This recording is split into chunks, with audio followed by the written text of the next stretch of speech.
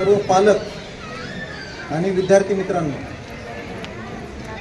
आज या कार्यक्रमाचा प्रमुख अतिथी म्हणून तुमच्याशी बोलण्यापेक्षा एक पालक म्हणून मी बोलणार आहे, कारण माझा मुलगाही या ठिकाणी सहभागी आहे। आणि याआधी जेव्हा पॅरेंट्स मीटिंग झाल्यात आणि जेव्हा मला शक्य झालंय त्या वेळेला मी आलोय, तर शिक्षकांशी बोललोय। परंतु आतापर्यंत काय व्हायचं की कुठल्या तरी त्याच्या एका विषयाच्या एखाद्या शिक्षकांशी बोलणं व्हायचं। परंतु आज हे औचित्य असं आहे की आज संस्थेचे म्हणजे झाडून सगळे हजर आहेत आणि त्यामुळे मला जे काही सांगायचं तर ते सगळ्यांपर्यंत पोहोचणार आहे। तर सगळ्यात आधी मी सर्व पालकांचं विद्यार्थ्यांचं अभिनंदन करेन की त्यांनी त्यांच्या आयुष्यातला एक महत्त्वाचा टप्पा पार केला। जो टप्पा आमच्या आयुष्यात कधी आलाच नव्हता, कारण आमची शाळा पहिलीपासून सुरू झालेली आहे। नर्सरी, UKG, ज्युनियर KG ह्या गोष्टी कधी घडल्या नव्हत्या। माझा छोटा भाऊ आहे सर, तो तिसरीत पहिल्यांदा शाळेत गेला, तो पहिली दुसरीतही गेला नाही। तो फॉरेस्ट ऑफिसर आहे, चांगल्या पोस्टवरती आहे आणि त्यासाठी अभिनंदन, कारण आम्ही ज्या सगळ्या गोष्टी मिस केल्या होत्या त्या सगळ्या तुम्ही उपभोगताय, आनंद घेताय त्या गोष्टींचा। खरं म्हणजे कुठलीही शाळा हे नाव जेव्हा आपण घेतो तेव्हा शाळेसोबत काही गोष्टी जोडून येतात। म्हणजे जर आपण असं ठरवलं की शाळेला शाळेमधनं स्कूल बसला वगळायचं तर शाळा अपूर्ण होऊन जाते का? तर अपूर्ण नाही होत। शाळेमधनं इमारतीला वगळायचं, शाळा अपूर्ण होऊन जाते का? तर शाळा अपूर्ण नाही होत। मग शाळेतनं अशी कुठली गोष्ट आहे की जिला वगळलं तर शाळा अपूर्ण होते, तर ती आहे शिक्षण।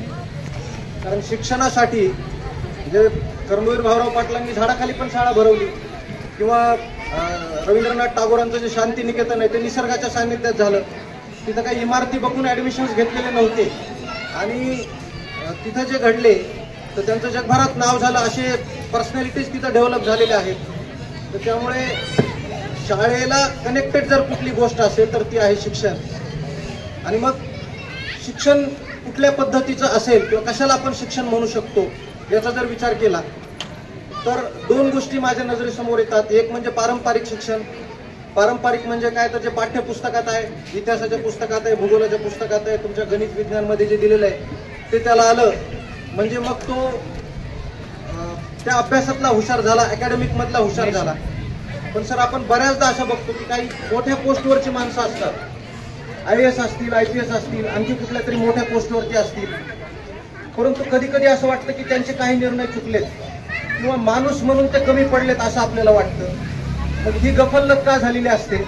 तर ते अकॅडमिक मध्ये हुशार असतात, इतिहास, भूगोल, विज्ञान, गणित त्यांचं सगळं चांगलं होतं, पण जे व्हॅल्यू एज्युकेशनचा जो पार्ट आहे, मूल्य शिक्षणाचा, तो कुठेतरी कमी राहिलेला असतो आणि म्हणून ते घडतं। आणि तो जो मूल्य शिक्षणाचा पार्ट आहे तर तो म्हणजे मी याच्या आधी जेव्हा आलेलो आहे, शिक्षकांना इथले भेटलेलो आहे, त्यावेळेला मी त्यांना ही गोष्ट सांगितलेली आहे की माझ्या मुलाला बिलो 90, बिलो 80, बिलो 70 पडलेत तरी चालेल, पण त्याला चांगल्या सवयी आहेत का, गुड हॅबिट्स आहेत का, याच्यावरती तुमचा भर असू द्या। त्याचं कारण मी मुद्दामून ह्या गोष्टीचा उल्लेख करेन की माझं अकॅडमिक्स फारसं चांगलं नव्हतं आणि माझं असं एकही वर्ष सर नव्हतं की कुठल्या तरी विषयाला खाली लाल रेष मारून मला गुणपत्र खात्यात मिळालंय, किंवा मला 10वीच्या इंग्रजीला 35 मार्क्स आहेत, मला असं वाटलं होतं की मी नापास होणार आहे। परंतु जेव्हा मी असं वाटलं की पेपर अवघड गेलाय खूप आणि मग परीक्षा संपली आणि मी फक्त इंग्रजीचा अभ्यास सुरू केला, 11वीला मी इंग्रजीला माझ्या वर्गात पहिला होतो। मग अकॅडमिक जे आहे ही गोष्ट सर कुठल्या तरी टप्प्यावरती त्याला जेव्हा जाणीव होते त्या गोष्टीची, सकारात्मक किंवा नकारात्मक प्रेरणा निर्माण होते त्याच्या मनात, तेव्हा ती गोष्ट तो कव्हर करू शकतो। म्हणजे गुड हॅबिट्स आहेत तर त्यानंतर कव्हर करता येत नाही, ते 6 महिन्यात, वर्षभरात तुम्हाला फुलफिल नाही करता येत। किंवा असं कुठलं एखादं जसं काहीतरी प्रॉब्लेम झाला आणि वरपर सरांकडे जाऊ की व्हिटॅमिन D डिफिशियन्सी झाली आणि मग सर देतील, डोस देतील, काहीतरी देतील, तर तसं काही व्हॅल्यू एज्युकेशनचा डोस नसतो कुठलाच, किंवा त्याचा कोर्स पण नसतो। तर ते आत्तापासून त्यांच्या अंगी बिनवलं पाहिजे। म्हणजे अगदी to save water, to save energy इथपासून तर मी मागे तर हे सुचवलं होतं की मुलांना आल्यानंतर त्यांचा एकही दिवस असा जाऊ देऊ नका की त्यांना कुठली तरी गोष्ट सांगितलेली नाही, त्यांना दररोज कुठली तरी एक गोष्ट सांगा। म्हणजे रवींद्रनाथ टागोर असं म्हणायचे की एखादा व्यक्ती दिवसभर काम केल्यानंतर, त्यांनी उदाहरण देताना शेतकऱ्याचं दिलं होतं की एखादा शेतकरी दिवसभर काम केल्यानंतर घरी आल्यावर जर तो एखादी कविता वाचत असेल किंवा लिहित असेल तर तो भले उत्तम शेतकरी नसेल पण उत्तम माणूस नक्की असेल। त्याचं कारण असं आहे की त्याची नाळ कुठेतरी जोडलेली आहे आणि ही नाळ जोडून ठेवण्याचं जे काम आहे तर हे शाळेकडनं व्हावं ही आमची पालक म्हणून निश्चितपणे अपेक्षा आहे. कारण we have handed over our gem stones to you and now it's your responsibility to convert them into gems. कारण तुमच्या शाळेचं नाव जेम्स म्हणजे पालकांना लक्षात यावं म्हणून मी सांगतो. जेम्स स्टोन आपण कशाला म्हणतो तर निसर्गतः जी दगड सापडतात, जे खाणीत मिळेल त्याला आपण जेम्स स्टोन म्हणतो. पण जेव्हा ते जवाहिऱ्याकडे जातात आणि त्याला पैलू पाडले जातात, त्याला चमकवलं जातं, पॉलिशिंग केलं जातं, किंवा त्याला तुमच्या गळ्यातल्या हारामध्ये किंवा हातातल्या अंगठीमध्ये मडवण्याच्या आधी ज्या स्टेजचं बनवलं जातं तो जेम्स आहे. आणि ते जेम्समध्ये कन्व्हर्टिंग करण्याची जी प्रोसेस आहे तर ती शाळेतनं व्हायला पाहिजे मला असं वाटतं. त्यांना मार्क्स थोडे कमी मिळाले ना ते कव्हर करतील. पण त्यांना विचारा की काल तुमच्यापैकी किती जणांनी आईला मदत केली होती, किती जणांनी झाडून काढायला मदत केली, किती जणांनी किचनमध्ये मदत केली आहे, किती जणांनी काल तुमच्या छोट्या भावंडाशी किंवा मोठ्या भावंडाशी भांडण नाही केलेलं, तुमच्यापैकी किती जण आहेत. आणि त्याचं कौतुक करा, त्याचं अभिनंदन करा. इतर मुलांना असं वाटलं पाहिजे की ही it's a job of appreciation, ही कौतुकाची गोष्ट आहे. म्हणजे त्याच्या अंगी ती उतरवली जाईल. आणि एक साधी गोष्ट आहे, म्हणजे इथल्या टीचिंग स्टाफला मी मुद्दामून ही गोष्ट सांगेन की आम्ही जर का 2 व्हीलर किंवा आमची 4 व्हीलर सर्व्हिसिंगला टाकलं तर तिथनं हलत नाही मालक. कारण तो मेकॅनिक उगाच सांगेल की ऑइल बदली केलेलीच नसेल, त्याच्यावरती विश्वास नसतो. आम्ही ती गाडी खराब झाली तर 10 वेळा नवीन विकत घेऊ, आमची मुलं खराब झाली तर काय करायचं. आणि ती अमूल्य जी आम्ही तुमच्या हाती सोपवलेली आहे आणि तुमच्याकडनं अपेक्षा आहे की ती फुलफिल व्हावी. त्या सगळ्या आमच्या ज्या कन्सेप्ट आहेत त्या फुलफिल व्हाव्यात. जे साने गुरुजींनी एकदा चांगला शिक्षक कुणाला म्हणायचं त्याची व्याख्या केलेली आहे. तर ते असं म्हणतात की ज्याला चांगली आई होता आलं तर तो चांगला शिक्षक झाला. आणि त्याचं उदाहरण देताना ते असं सांगतात की मग चांगली आई कोण, तर एखादं बाळ जर रडत असेल आणि ते जर का रडायचं थांबत नसेल तर जोपर्यंत ते रडायचं थांबत नाही तोपर्यंत आई त्याचे प्रयत्न थांबवत नाही. तो जर रडत असेल तर आई त्याला बघेल कुठे मुंगळा चावलाय का, मुंगी चावली का, नाही तर मग ती त्याला गाणं म्हणून दाखवेल, नाही तर ते स्वयंपाकातलं ताट उलथानं वाजून दाखवेल, त्याला घेऊन नाचेल, त्याला काय करायचं करेल. ती तोपर्यंत नाही थांबत जोपर्यंत त्याचं रडणं थांबत नाही. आणि मग साने गुरुजी सांगतात की जोपर्यंत त्याला समजत नाही तोपर्यंत तो शिकवायचं थांबत नाही, तो चांगला शिक्षक. तुम्ही त्या डीएडला तुमच्या बीएडला तुम्ही काय मेथड शिकलाय, किती मेथड शिकलाय, त्या सगळ्या त्याकडे अप्लाय करा. कारण असं होणार नाही की एकच मेथड आहे ती सगळ्याच मुलांना समजेल. कदाचित त्यातली काही मुलं अशी असतील की त्याला वेगळी मेथड लागू होत असेल, पण त्याला जोपर्यंत समजत नाही तोपर्यंत तुम्ही थांबू नका. कारण आम्ही फार अपेक्षाने यांना तुमच्याकडे ते सोपवलेलं असतं.